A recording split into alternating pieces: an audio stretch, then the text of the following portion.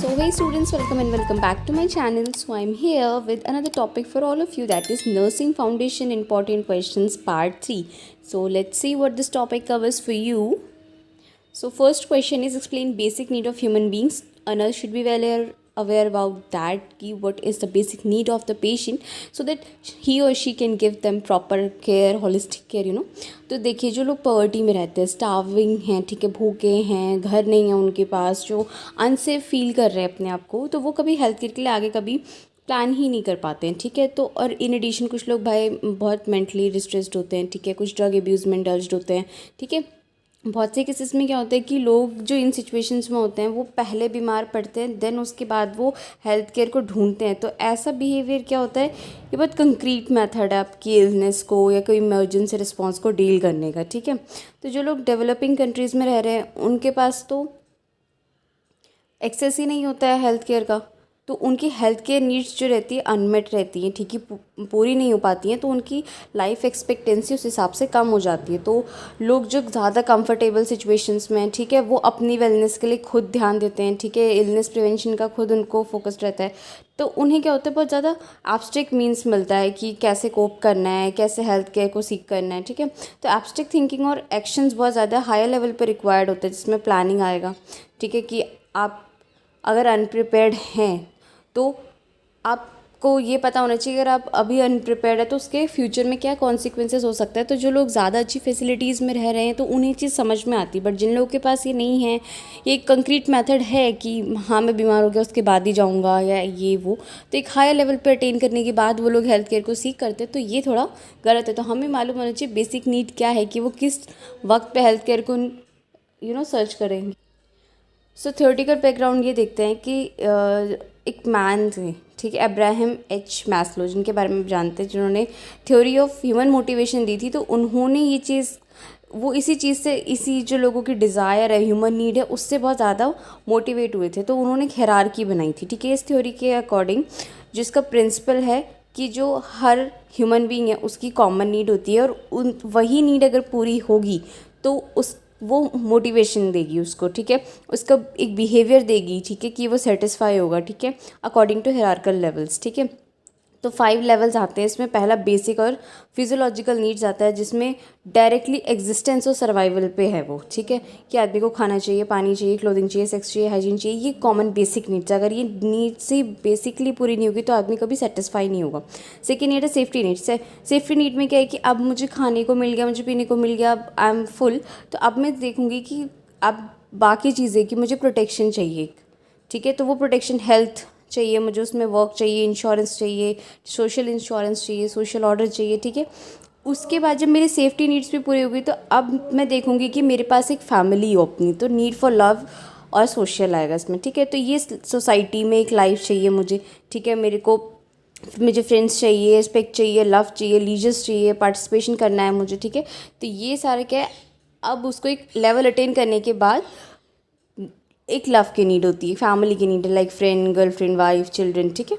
उसके बाद क्या, नीड ऑफ सेल्फ एस्टीम। अब मेरे पास मेरी अपनी फैमिली भी, ठीक है, अब मुझे खाने पीने को भी मेरे पास है, मेरे पास जॉब भी है, ठीक है, मेरी हेल्थ भी अच्छी है, अब मेरे पास मेरी वाइफ भी है, ठीक है, मेरी फैमिली भी है। तो अब मुझे क्या है, एक डिग्निटी चाहिए, सेल्फ सेटिस्फेक्शन, कि मेरे को सब मिल गया, मुझे सेल्फ सेटिस्फेक्शन चाहिए। तो इसमें क्या है कि मुझे इंडिपेंडेंस चाहिए, लोगों से अप्रिसिएशन चाहिए, डिग्निटी मेंटेन होनी चाहिए, मेरी एक्नॉलेजमेंट चाहिए मुझे, ठीक है, रिस्पेक्ट एंड अपॉर्चुनिटीज़ चाहिए, सब्जेक्टिव इक्वालिटीज़ चाहिए, ठीक है। तो हाई लेवल का क्या होगा, इससे सेल्फ एस्टीम आएगा, जिससे कि एक सेल्फ कॉन्फिडेंस की फीलिंग आएगी, ठीक है, वैल्यू, स्ट्रेंथ, एबिलिटी, सफिशिएंसी, सारा कुछ, ठीक है। इसके बाद क्या है, ये तो हमारी 4 नीड्स हो गई कि अब मेरे को डिग्निटी भी मिल रही है, ठीक है, रिस्पेक्ट भी मिल रही है ना, सोसाइटी, अब मेरा नाम भी है। बट अब लास्ट क्या है, नीड फॉर सेल्फ एकम्प्लिशमेंट। इसमें क्या होता है, ये हाईएस्ट लेवल ऑफ नीड है, ठीक है, और ये फुल एकम्प्लिशमेंट से रिलेटेड है डायरेक्टली। इस ग्रुप में जो भी पोटेंशियल है किसी की उसको पूरा यूज़ करना है, ठीक है, एबिलिटी भी, उसकी आइडियोलॉजीज़ की एबिलिटी, एग्जिस्टेंस, सब कुछ उसको यूज़ करना है, ठीक है। इन 5 नीड्स के अलावा मैस्लो ने एक एक और चीज़ बताई थी कि कोई भी ह्यूमन बीइंग है उसको क्या है कि वो चाहेगा कि वो जाने, उसको नॉलेज मिले, ठीक है। ये ह्यूमन बीइंग का नेचुरल नेचर होता है कि उसको जानना है, जानने क्यूरियोसिटी उसमें काफ़ी होती है। तो इस हिसाब से वो अपनी जिस दुनिया में रह रहा है वो उसको ऑर्गेनाइज कर सके, ठीक है। तो सो कॉल्ड कॉग्निटिव नीड्स होते हैं जैसे desire to know, understand, systematize, organize, analyze, seek relationships and meanings, ठीक है। तो ये जो नीड्स होती हैं ये सेल्फ एकम्प्लिशमेंट की तरफ लेके जाती है। फर्दर मोर ये नीड्स से क्या होता है कि सेल्फ डेवलपमेंट होता है इंसान का, ठीक है। वो अपनी पोटेंशियल को क्या कहते हैं एकम्प्लिश कर पाता है, ठीक है। ट्रांसेंडेंट नीड्स आती हैं जो सेल्फ एकम्प्लिशमेंट तक एक इंसान को लीड करके जाती हैं, ठीक है। तो बिहेवियर जो होता है एक इंसान का वो इन्हीं बेसिक नीड्स से मोटिवेटेड होता है। तो जो हाइलाइट्स थे बेसिक नीड्स के वो परफेक्टली ऑर्डर किए गए थे in definitive hierarchy based on the principle of relative potency, ठीक है। ये जो नीड्स होती हैं ये दो स्टेट की क्लासिफिकेशन पे बेस्ड होती हैं। सबसे पहला कि स्टेट ऑफ डेफिशिएंसी और lower needs on one hand, ठीक है। और द स्टेट ऑफ ग्रोथ की दो तरीक़ों से क्लासिफिकेशन आता है कि भाई एक तरफ में डेफिशिएंसी एक तरफ में स्टेट ऑफ ग्रोथ है, तो किस हिसाब से आप उसे आइडेंटिफाई कर रहे हैं, ठीक है।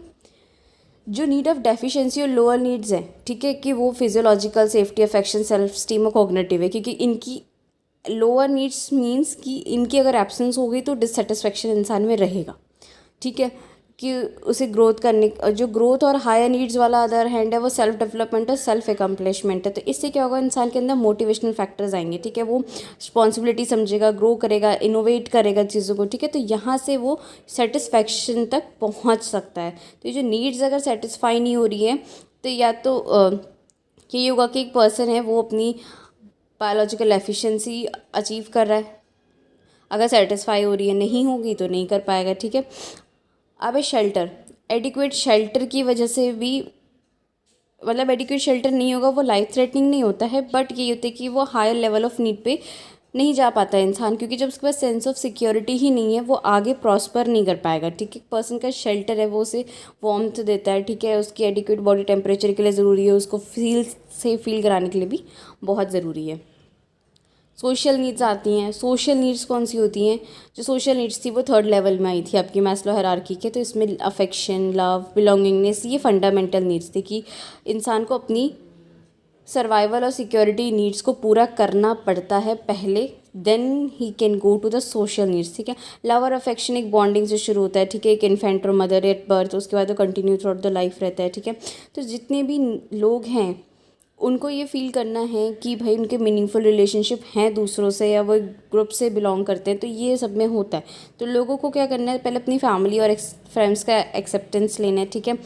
गैंग एफिलिएशन एक तरीके का मेथड है कि भाई आपको ग्रुप में एफिलिएशन चाहिए। एल्डरली पर्सन, यंग पर्सन जो है वो बहुत कॉमन है कि उन्हें पार्ट ऑफ अ ग्रुप नहीं लगता है, ठीक है। तो उनको ये लग सकता है कि वो बिल्कुल यूज़फुल नहीं है, अनएप्रिशिएटेड हैं, ठीक है। तो एनकरेजमेंट और एश्योरेंस वहाँ पे आप दे सकते हैं। फिर आते हैं स्पिरिचुअल नीड्स। कुछ लोग जो होते हैं हायर पावर में बिलीव करते हैं, तो जो पावर है वो अलग अलग फॉर्म्स में है, रिलीजियस बैकग्राउंड है, सबकी एथिनिसिटी है, लाइफ एक्सपीरियंसेस है, ठीक है। तो जो पर्सन इल या इंजर्ड है वो स्पिरिचुअलिटी में अपना कंफर्ट ढूंढने लगता है, ठीक है। तो नर्स क्या कर सकती है कि उनकी स्पिरिचुअल नीड्स पूरी कर सकते हैं, उन्हें वर्शिप में असिस्ट कर सकती हैं, ठीक है, उन्हें रीडिंग या वीडियो मटेरियल्स प्रोवाइड कर सकती हैं, या क्लाइंट के जो पर्सन है, ठीक है, उनसे बात कर सकती है, ठीक है। क्लर्जी हैं जो उनके फैमिली के प्रीस्ट हैं, उनसे ऐसा कुछ जिससे वो कॉन्टेक्ट करके ठीक रह सकते हैं, ठीक है। Next is self esteem need. Self esteem यानी कि वो अपने लिए, ठीक है। सेल्फ एस्टीम में आपकी सेल्फ इमेज आती है, सेल्फ रिस्पेक्ट आती है, जो पर्सन अपने लिए क्या परसीव कर रहा है, अपने आप का क्या परसेप्शन है उसकी नज़रों में, वो क्या है अपनी नज़रों में, ठीक है। पॉजिटिव सेल्फ एस्टीम बहुत ज़्यादा ज़रूरी होती है अपनी पर्सनल ग्रोथ के लिए, ठीक है। एक इंसान है जो ये फील कर रहा है कि हाँ उसके कॉन्ट्रीब्यूशंस जो हैं उसकी फैमिली, फ्रेंड्स, एम्प्लॉयज़ सब उसको अप्रिशिएट करें, फॉर एग्जांपल कि, तो इससे क्या होगा उसको सेल्फ कॉन्फिडेंस आएगा कि अच्छा मैं इनके लिए कुछ कर रहा हूँ तो ये इसको अप्रिशिएट करे, तो मुझे करते रहना चाहिए, ठीक है। लोग जो है जब लोग सेल्फ एस्टीम नीड की तरफ जाते हैं तब वो क्या करते हैं अपने बारे में सोच रहे होते हैं, ठीक है, इंडिविजुअल अचीवमेंट, ठीक है, कि मेरी क्या सेल्फ एडिक्वेसी रही है या सेल्फ कॉम्पिटेंस रही है। लेकिन सेल्फ एस्टीम क्या है, दूसरों से रिकॉग्नाइजेशन मिलना, सो दैट आपका कॉन्फिडेंस लेवल बूस्ट अप हो, ठीक है। देन है self actualization need. Self actualization means कि अब वो अपनी फुल पोटेंशियल पे पहुंच चुका है इंसान, ठीक है। तो यहाँ पर जो नीड होती हैं इस लेवल की वो हायर ऑर्डर नीड्स होती हैं। जो सेल्फ एक्चुअलाइज्ड पर्सन होता है वो अब अपनी लाइफ में प्लान्ड है, कंफर्टेबल है, क्रिएटिव है, ठीक है। जो ग्रेटर आर्टिस्ट और म्यूजिशियंस हैं वो सेल्फ एक्चुअलाइज स्फीयर में काम करते हैं। तो इसके बाद जो हमारा मैस्लो हायरार्की नीड्स के अकॉर्डिंग जो लोअर लेवल नीड्स है उन्हें आपको पहले सेटिस्फाई करना होता है, सो दैट एक पर्सन जो है वो अपनी सेल्फ एक्चुअलाइजेशन के लेवल तक पहुंच सकता है, ठीक है। और रिमेंबर दैट कि लोग जो हैं वो फंक्शन करते हैं पार्शियली ऑन दिस लेवल, ठीक है।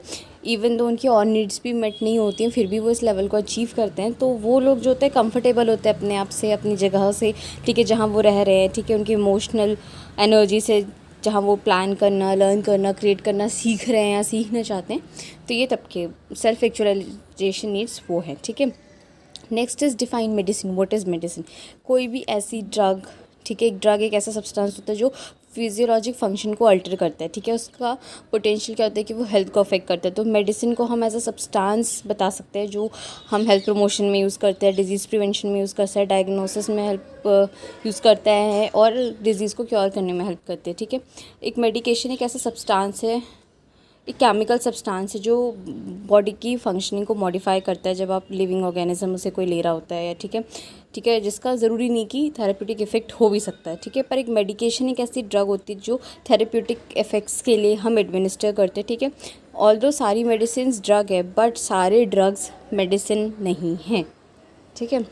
अब हमारे पास list down different routes of medicine administration है। या नेक्स्ट क्वेश्चन, तो देखिए हमारे पास रूट है, उसका एक्सप्लेनेशन भी है। जो बक्कल होता है, buccal held inside the cheek हम देते हैं, ठीक है, बक्कल कैविटी में।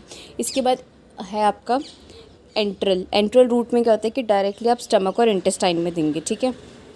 इनहेलेबल क्या है जो आप ट्यूब और मास से मेडिसिन देते हैं। इन्फ्यूज़ क्या है, इन्फ्यूज़ड इनटू वेन, आईवी देते हैं आप, ठीक है, स्लोली ड्रिप्ड इन ओवर टाइम, ठीक है।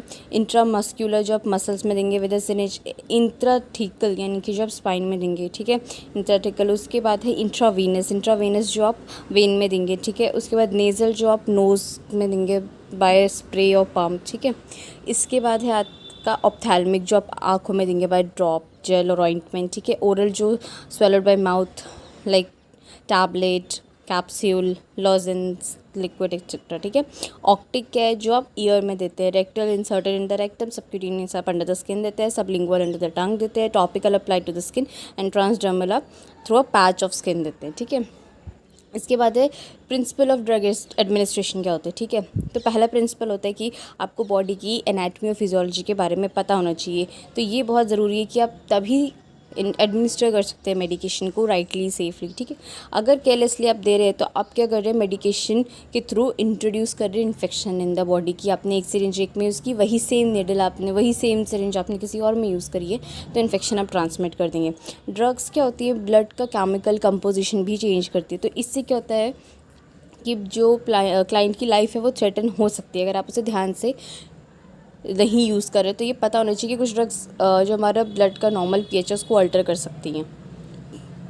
उसके बाद क्या है कि कोई भी अनफेमिलियर सिचुएशन एंजाइटी प्रोड्यूस कर सकती है। तो एज अ नर्स आपको पेशेंट को पहले बताना है कि आप क्या मेडिकेशन दे रहे हैं, क्यों दे रहे हैं और किस तरीके से आप देंगे, कौन से रूट से आप देंगे, ठीक है। ये आपको पेशेंट को बताना है सो दैट कि उन्हें एंजाइटी ना हो।